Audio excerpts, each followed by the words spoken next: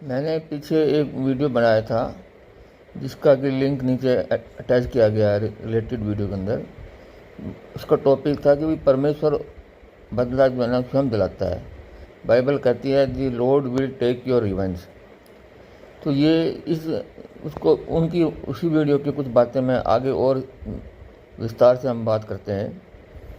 वो कहते हैं कि भाई कई बार हम अपने जीवन में देखते हैं कि जो इंसान के जो अच्छे और बुरे कर्म की होते हैं उसका फल जो है ना वो इसी जन्म में हमें देखने को मिलता है।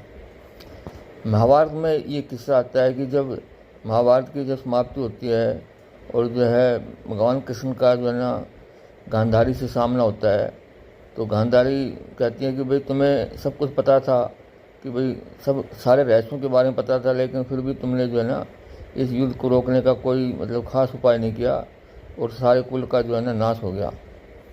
तो कहते हैं मैं तुम्हें श्राप देती हूँ कि इसी प्रकार जो है ना तुम्हारा यादव कुल भी जो है ना आपस में लड़ करके उसका जो है ना नाश हो जाएगा।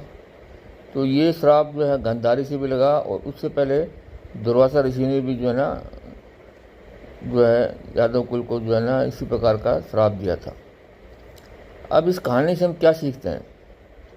हम ये देखते हैं कि भगवान कृष्ण के जीवन काल में जो है ना उनका सारे कुल का जो है ना वो आपस में लड़ करके जो है ना जीवन लीला जो है ना समाप्त हो गई। तो हमें किसी के भी कर्म के लिए जो है ना हमें स्वयं उसके लिए प्रयास करने की जरूरत नहीं, किसी बदला लेने की या झगड़ा करने की। प्रकृति ने जो है ना उसका सारा इंतजाम खुद ही किया होता है और वो एक बेहतर ढंग से चीज़ों को जो है ना अपने सही अंजाम तक पहुंचा देती है।